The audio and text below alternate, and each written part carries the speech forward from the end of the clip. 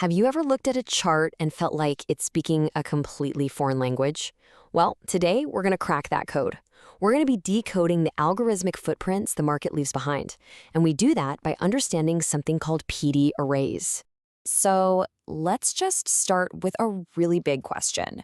When you pull up a price chart, what are you actually looking at?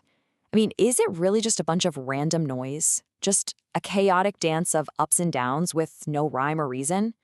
Or what if it's not random at all? What if there's a logic to it? What if the market is actually leaving behind a trail, a breadcrumb trail of clues, just waiting for someone to follow? That's the whole idea we're diving into today. Okay, so if there's a trail, where do we even begin to look? Well, the first step is knowing what you're looking for. And in this case, we're looking for the hidden clues left behind by algorithmic trading. And these clues, they actually have a name. They're called PD arrays. Now, the source material we're looking at is really specific here. It says these aren't just random patterns.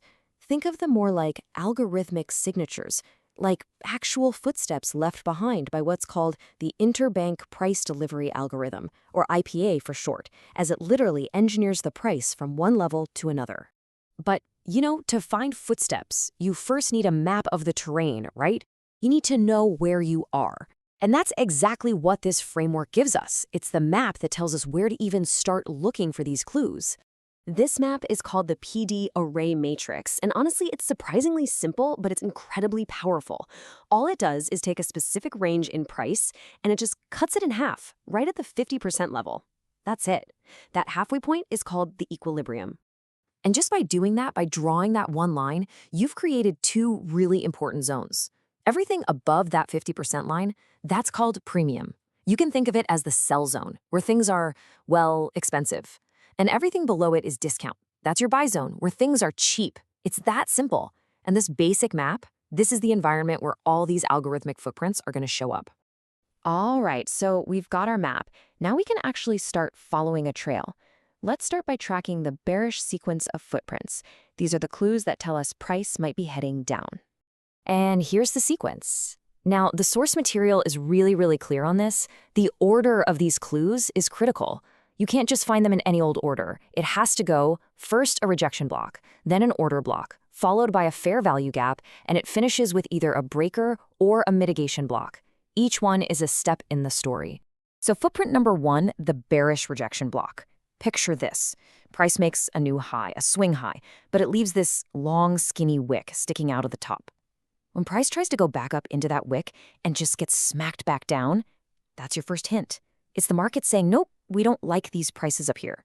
Higher prices are being actively rejected. Okay, what's next? The bearish order block. This is simply the last up candle right before a big, sharp drop. And according to the source, this isn't an accident, it's a trap. See, smart money needs someone to sell too, right? So they let price push up one last time, getting buyers all excited, and that's when they unload their positions, trapping all those new buyers at the very top. And that big, sharp drop we just talked about? That leads us perfectly to our next clue, the fair value gap. This is a 3-candle pattern that basically leaves a gap or an imbalance in the price action. It's a sign that the market moved down so fast and so aggressively that it left this inefficient void behind. And what's interesting is that price often comes back to retest this little gap before it decides to continue on its way down. Now for the final piece of the puzzle.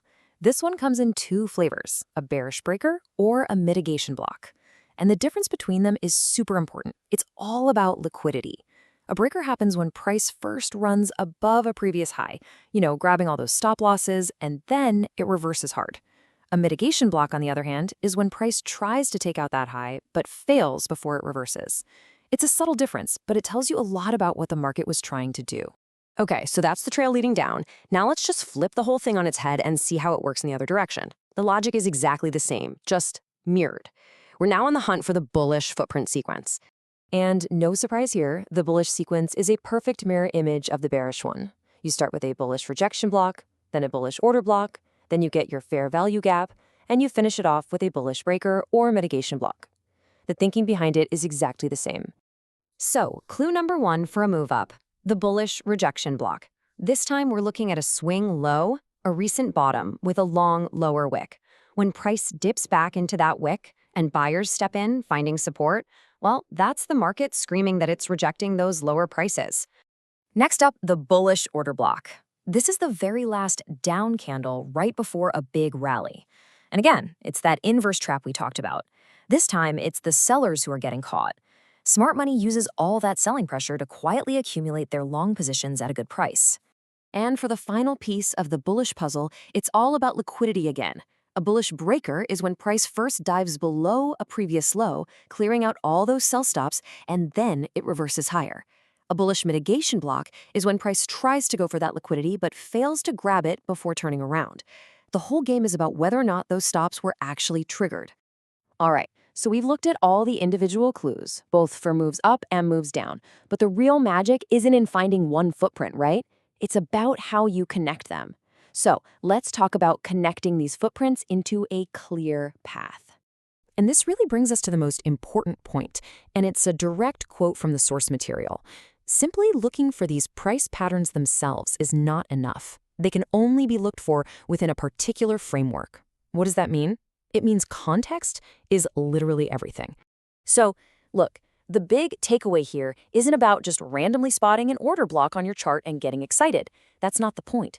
The point is seeing the entire sequence play out in order.